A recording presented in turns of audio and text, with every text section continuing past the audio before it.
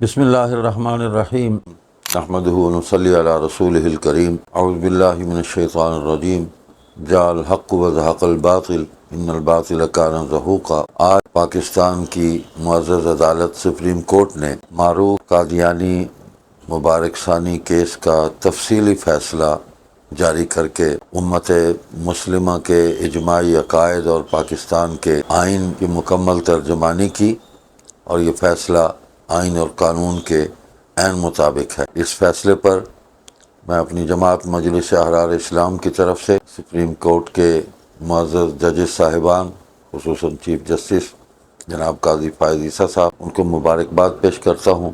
کہ انہوں نے آئین اور قانون کی بالادستی کو قائم رکھتے ہوئے اور امت مسلمہ اور پاکستان کی پوری قوم کی ان کے دینی جذبات کی مکمل ترجمانی کرتے ہوئے اس فیصلے کو صادر فرمایا اور اس اضطراب کو دور کیا جو اس فیصلے کی تاخیر کی وجہ سے قوم میں ایک پایا جا رہا تھا۔ اس فیصلے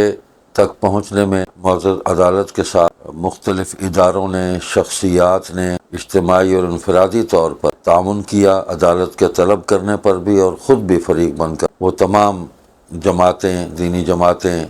سیاسی جماعتیں، دینی ادارے، دینی شخصیات، وہ بھی شکریہ کے مستحق ہیں اور قابل صد مبارکباد ہیں۔ اس میں وکلاء صاحبان جو جماعتی نظم میں بھی گئے اور اپنی ذاتی حیثیت میں بھی عدالت میں پیش ہوئے اور عدالت کی انہوں نے بہترین رہنمائی فرمائی۔ صحافی حضرات نے بھی جس نے بھی اس فیصلے تک پہنچنے میں معزز عدالت کی رہنمائی فرمائی، وہ سب پوری قوم کی طرف سے مبارکباد اور شکریہ کے مستحق ہیں۔ خاص طور پر جمعیت علماء اسلام کے قائد حضرت مولانا فضل الرحمان صاحب اور وفاق المدارس العربیہ پاکستان کے صدر حضرت مولانا مفتی محمد تقی عثمانی صاحب، ہر دو بزرگ شخصیتوں نے عدالت میں پیش ہو کر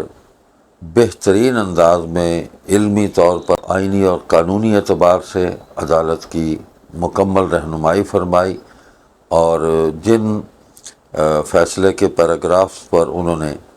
اعتراض کیا اور اسے آئین اور قانون کے منافی سمجھا، وہ عدالت کے سامنے دلائل کے ساتھ ان کو رکھا، اور عدالت نے ان ریمارکس کو، ان کی تنقید کو قبول کیا۔ اس رہنمائی کو قبول کرتے ہوئے وہ تمام متنازع پیراگرافز جو ہیں وہ پہلے ہی اس فیصلے سے حذف کر دیے، اور اس میں جو سب سے اہم بات ہے کہ ان پیراگرافز کو کبھی بھی کسی بھی فیصلے میں ان کو بطور نظیر کے، بطور حوالے کے پیش نہیں کیا جا سکے گا۔ تو آج عدالت نے اپنے اس فیصلے کو دوبارہ دہرایا کہ قادیانی جو ہیں وہ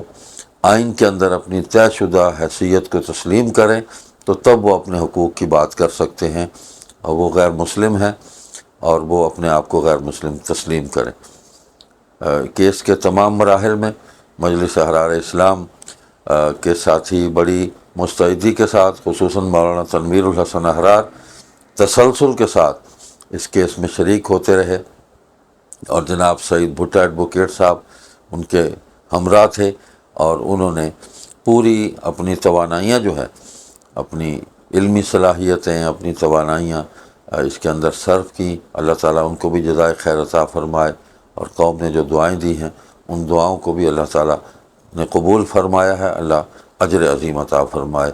والسلام علیکم ورحمۃ اللہ وبرکاتہ۔